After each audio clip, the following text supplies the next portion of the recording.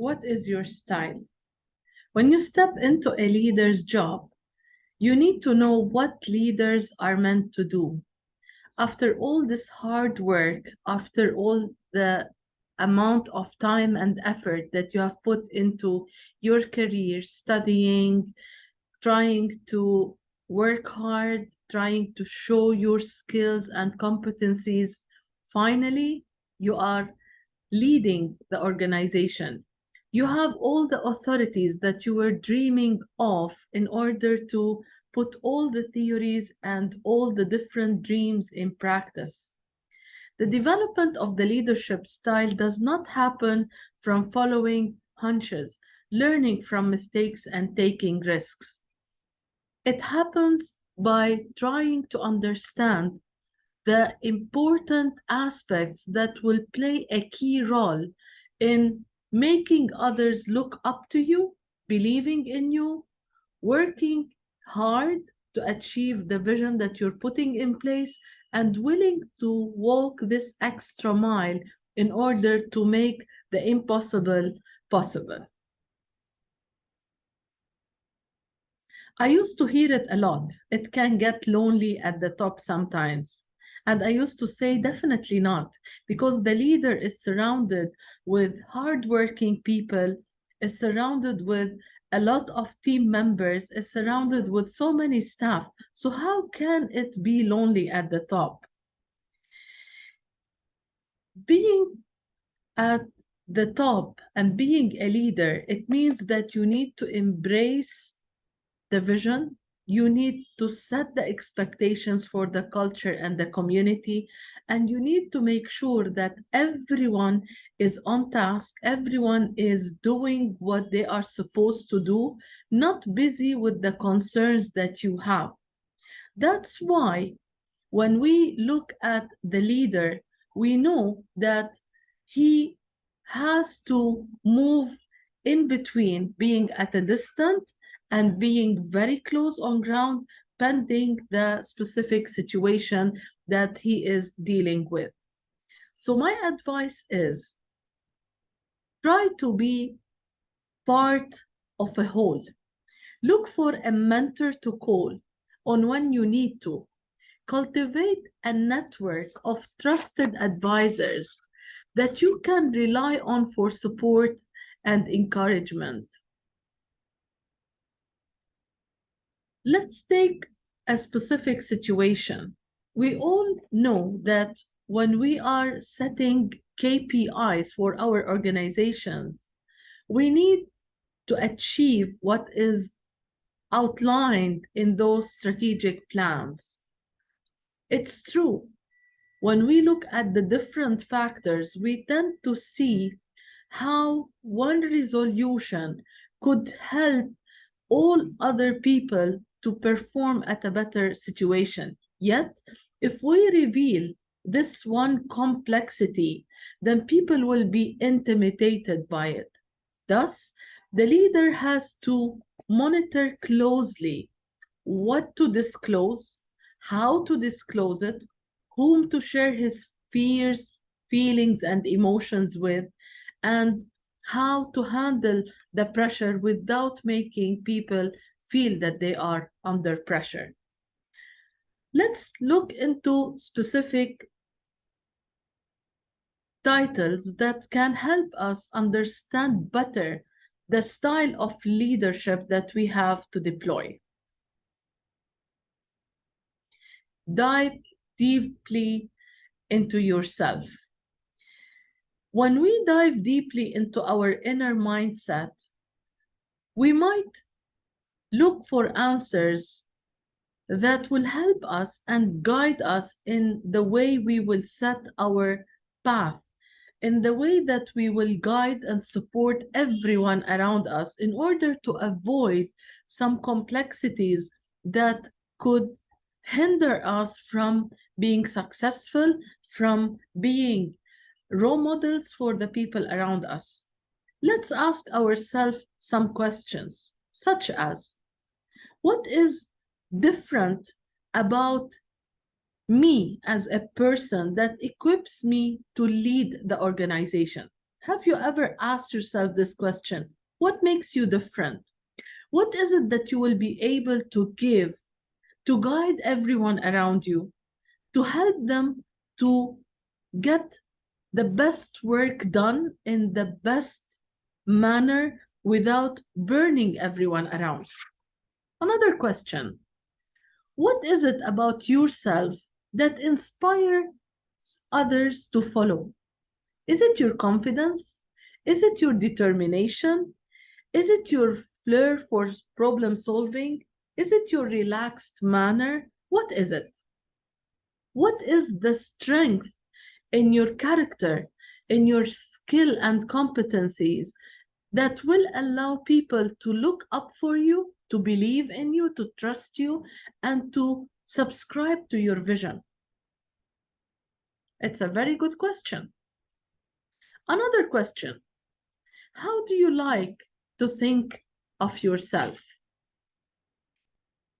So many other questions we can ask ourselves that will help us to highlight on the approach that we want to deploy, that will help us to identify the borderlines and to set limitations from the beginning of our journey as leaders, because in the middle it would be too hard to switch. People have got used to you to do things in a certain way, so now when you will switch, all of a sudden things will get messy sometimes. So it's very important for us to ask critical questions, to reflect on what is happening, to think, and to be strategic about everything. Knowing yourself. The first step to become a leader is to know yourself. Leadership is a relationship existing between a leader and a group of people. Thus, the leader has to exert skills in managing relationships, communicating inspirationally, and building relationship of warmth, loyalty, and affection. Thus, it's very important, as we said earlier, to know the distance that you need to keep and maintain between you and your team members in order to monitor the work, but at the same time to manage them without micromanaging them and without spoon feeding them of what they have to do next. Sometimes the leader has to be close to support, to empower, and demonstrate. And at other times, the leader has to be distant in order to keep people focused on the goal and to give relationships an edge. Let's take a scenario of an inspection or an audit or a certain critical accreditation visit that can happen to an organization. At that specific important point, the leader has to be everywhere, visible to empower, to motivate, to make sure that the aspirations are very high. He has to look at all the artifacts to make sure that it will well represent the school and the community or the organization, and to understand the dynamics and the mechanism of the work. So whenever he is sitting to explain it to people, he has the feeling of what is happening around. Let's take another example. There is a certain issue or problem in the organization.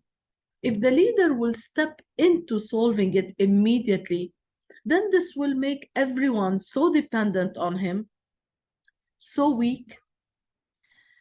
He will not give them the chance or the opportunity to take the decision. Even if they will do a mistake, it's fine. We all learn from our mistakes. So managing the distance and deciding when to step back, it's very, very important. The quote that is on this slide is very, very inspirational for me, to be honest. Knowing yourself is the beginning of all wisdom. I cannot lead others if I am lost. I cannot guide people if I don't have the clarity of what I want to do and where I want to be next. So step one for the success of a leader or any individual is to try to understand himself, is to try to understand the shortfalls, the strength points, the things that he enjoy doing, he doesn't enjoy, and then to build on this further and further. Under the spotlight, you are the leader. You are the one who everyone look up to. You are the person to go to. So when you become a leader, you have to understand one thing. People are watching you all the time. They look up to you at all different levels.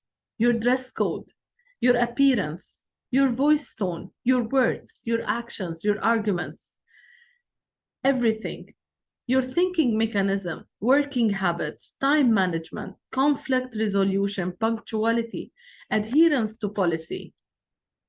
Thus, I like all the time to remind leaders around me that if you want to show people that you lead by example, then you have to be that example. If you're not punctual, don't ask your team members to be punctual. If you are not sticking to the policies and procedures, then don't expect them to stick to the policies and procedures. They look up to you as being the person who is resembling the success, the vision of the organization. So you are under the spotlight all the time. Every single move is counted. Keep that in mind. Have a rationale. Any initiative action to be taken has to be well defined, objectively outlined, and consistently implemented. People will follow when they are convinced about the topic or practice. Consequently, the implementation has to be fairly practiced among all team members. And here we have to ask ourselves a question. What about taking sides? Once a leader becomes subjective, people will emulate this behavior, and the whole organization will constitute of gangs who are biased in taking decisions based on personal favors and interests. Policies and procedures will be manipulated to suit the individuals, hence, success will be out of reach. Imposing on people decisions or policies or procedures without making them understand why we are putting them in place, how they will help us to shape up the organization and to take it to the second level, where to go to in case there is any infraction, and when often do I have to revisit the procedure or the policy, will make everyone do the job, but only do the job without having a feeling of what they are doing, without being excited about the end results and looking up to the success. They will be performing, but definitely they will not be key team players. So all the time, before you disclose a certain decision or an action or a policy, try to make sure that the why question is answered in a very logical manner, because the team members under you are well experienced and well educated. So whatever you will say has to make sense to them. Walk the talk. Tasks derived from job descriptions can be extensively long and sometimes never ending. Thus, the feasibility of doing a task informs the leader about requesting it or not. Leading by example means you do not ask others to do what you are not prepared to do yourself. I consider this a test for the integrity of the leader. Today, I want people to evaluate their action plans, and I need them to deliver that within a specific timeline. I need to ask myself the question, how much time does it take? I need to ask myself the question, what are the artifacts needed? Is it a doable task within the time frame specified and the tools that are available? Am I asking for the impossible? Showing the team members that you are working with them side by side, you are experiencing the same challenges, will make them comfortable, first of all, to disclose those challenges. Second, will make them invest the time and effort, walk this extra mile in order to try to explore, because you are the leader and you were able to do it. So definitely they will be able to do it. We have to keep in mind that one day we were in the shoes of those staff members. One day we were looking at the decisions coming to us from top, bottom, and we used to wonder why our voice is not heard, why I am not part of it. Given the chance of becoming a leader should not make you forget what you have experienced before. On the contrary, it should only motivate you to engage them, to make them part of the decision-making process, to get them on board. And this will make the whole process so much easier.